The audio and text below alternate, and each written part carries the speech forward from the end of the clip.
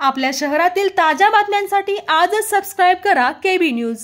हुपरीतील देसाई परिवाराने जपली श्री ज्योतिबा सासनकाठीची 125 वर्षाची परंपरा। चैत्र पौर्णिमेला करवीर नगरीत वाडी रत्नागिरीत दख्खनचा राजा श्री ज्योतिबा देवाची यात्रा शनिवार दिनांक 12 एप्रिल रोजी संपन्न होत आहे।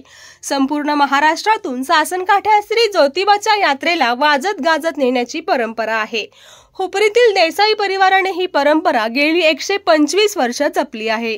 सासनकाठी सोबत गुलालात न्हावून निघालेले भक्तगण, पी डबाकच्या तालावर थिरकणारी तरुणाई असे एकंदर दृश्य दिसणारा सोहळा म्हणजे हुपरीतील सासनकाठ्या श्री ज्योतिबा यात्रेसाठी जाताना पाहावयास मिळतो। हे एक दोन नव्हे तर तब्बल 125 वर्ष दृश्य हुपरीकरांनी साठवले आहे।